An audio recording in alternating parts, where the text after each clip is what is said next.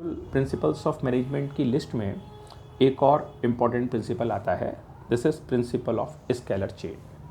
तो principle of scalar chain आपको ये सिखाता है, ये बताता है कि मान लीजिए कोई एक बिजनेस है, कंपनी है, हायरार्की है, तो वहाँ पर जो वर्किंग है, डीलिंग है, उसमें एक सीक्वेंस फॉलो होता है और उस सीक्वेंस फॉलो होने के बीच में आप लोगों में वर्किंग करने पर जो से एक मान लीजिए कि ये वाला एक असेंबली लाइन है और ये एक और असेंबली लाइन है और इन दोनों प्रकार की असेंबली लाइंस का जो इंचार्ज है वो एक सुपर बॉस ए है।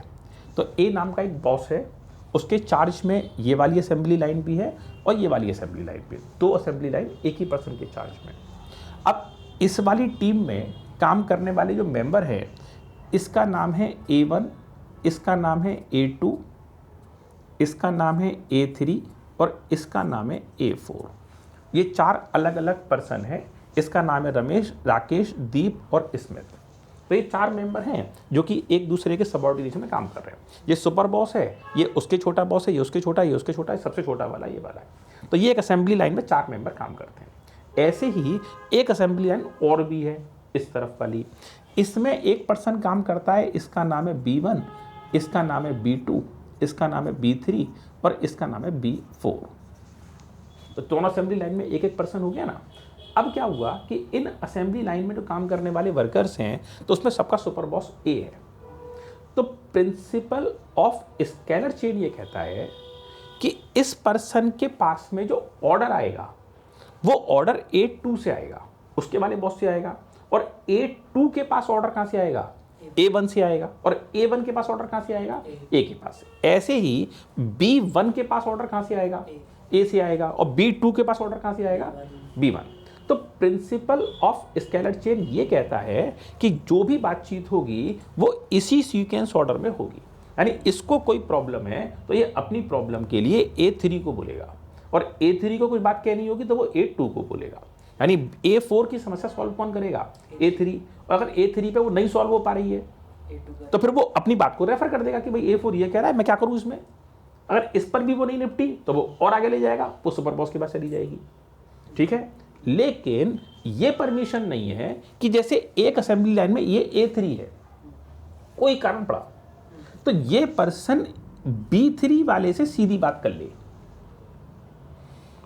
बात करने का तरीका क्या रहने वाला है? जैसे इस पर्सन को ऑफिशियली इस पर्सन से कोई बात करनी है, एक ही फैक्ट्री है। अरे मान लो कार बनाने की एक फैक्ट्री है, तो कार बनाने की फैक्ट्री में कार के दरवाजे, 4 गेट कार में लगेंगे, एक फ्रंट सीट में ड्राइवर साइड और ड्राइवर से अपोजिट साइड, और ऐसे ही बैक साइड में एक ड्राइवर के पीछे वाला दरवाजा और एक दूसरे वाली सेकंड सीट के पीछे बैठने वाला दरवाजा। तो 4 दरवाजे लगने हैं। तो 2 दरवाजे जो बन के आ रहे हैं फैक्ट्री असेंबली लाइन पर, वो एक ऑफिसर के चार्ज में, इसके चार्ज में, और 2 दरवाजे कोई और असेंबली लाइन में आ रही है। तो कार का एक स्ट्रक्चर चला आगे।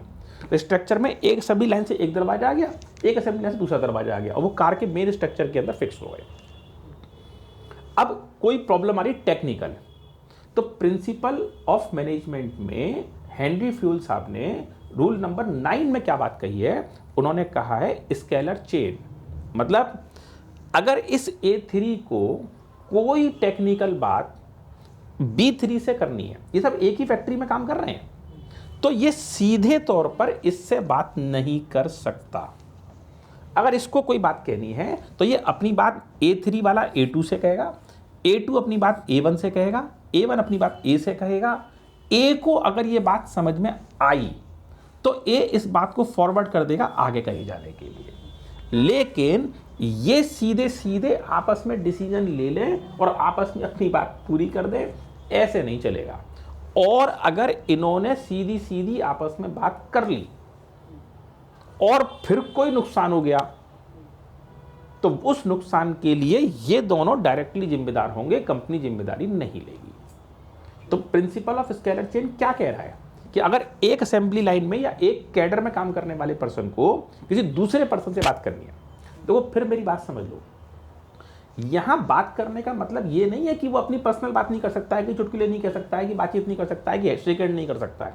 बात करने में मनाही नहीं है, एक फैक्ट्री में 50 लोग काम करते हैं, तो क्या एक दूसरे से बातचीत नहीं करते हैं?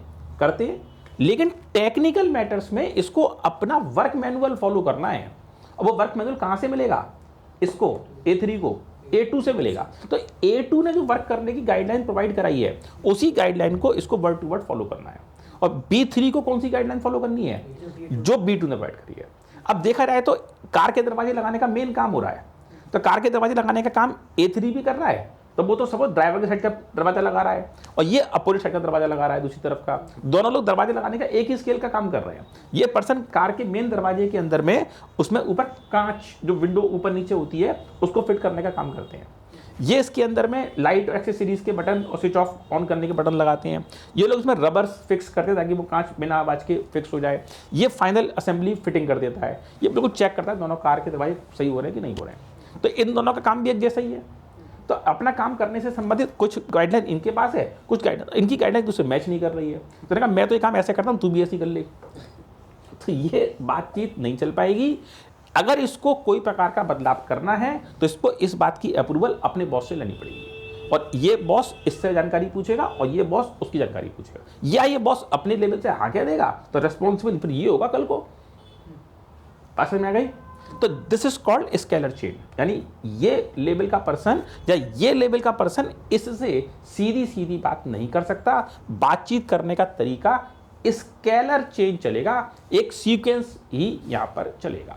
प्रिंसिपल ऑफ स्केलर चेन समझ में आ गया। लेकिन इसके अंदर में एक लास्ट एक्सेप्शन है। इस लास्ट बात में यह कह दिया गया कि अगर कभी बहुत ज्यादा जरूरी है, very urgent, extreme urgent, and there is no way to discuss or to waste the time in such a channel, and it's utmost required to inform the same category person to the different assembly line, but it should be in the extraordinary urgency. तो आप अपनी बात सीधी तौर पर इससे कर सकते हैं, और इस समय बात करने का नाम हो जाएगा gangplank, PLUNK, gangplank. ये एक्सेप्शन है। किसका एक्सेप्शन है? स्केलर चेन का। अब गैंग प्लैंक कानून के अंतर्गत ये अपनी बात इससे कर सकता है, ठीक है। लेकिन इस केस में अगर कल को कुछ गलती होती है तो इन दोनों लोगों को या इसको ये प्रूव करना पड़ेगा कि ऐसी कौन सी इमरजेंसी थी जिससे में कि आपको इस डिसीजन को इससे बात करनी पड़ी और अपनी अर्जेंसी में इसको फॉलो करना पड़ा। मतलब ये गैंग प्लैंक हर जगह नहीं चलेगा, आपको प्रूव करना पड़ेगा साहब ये कारण था, पूरी फैक्ट्री में आग लग जाती, इस बारे में मैंने ये रूल फॉलो किया। और अगर आप अपनी बात को प्रूव नहीं कर पाए कि मैं तो मजाक में की थी तो फिर जो भी नुकसान होगा वो इन्हीं से वसूल लिया जाएगा, पूरा मजाक ही हो जाएगा इनके साथ में। तो गैंग प्लैंक एक्सेप्शन है। किसका एक्सेप्शन है? स्केलर चेन का। गुड। तो स्केलर चेन का प्रिंसिपल क्या कहता है? एक असेंबली लाइन में काम करने वाली जो पर्सन है वो एक ऑर्डर, एक सीक्वेंस फॉलो करेंगे और उसी सीक्वेंस ऑर्डर में इंफॉर्मेशन कम्युनिकेट होगी। आप सीधे तौर पर अपना कोई चैनल बनाकर अपनी की बातचीत करके डायरेक्ट कम्युनिकेशन कर लें, ये बिल्कुल पॉसिबल नहीं है। और अगर आप करते हैं ऐसा तो उसके लिए खुद से आप रेस्पॉन्सिबल होने वाले। This is called principle of scalar chain. Get it? तो स्टूडेंट्स, फ्यूल के प्रिंसिपल बहुत इंपॉर्टेंट है, ऑल ओवर वर्ल्ड में पढ़े जाते हैं। तो इस पूरे वर्ल्ड वाइड कंसेप्ट को स्टडी करने के लिए इसके जो लॉजिक्स हैं वो आज पूरा वर्ल्ड फॉलो कर रहा है।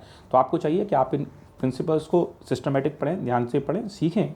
और अगर कोई डाउट है, कोई भी जगह पर कुछ कॉन्सेप्ट क्लियर नहीं होता है तो ज़रूर से पूछिए, ज़रूर से आप चैट बॉक्स में इन्फॉर्मेशन दीजिए, आपकी बात का सोल्यूशन आपको ज़रूर मिलेगा। Thanks for watching this channel.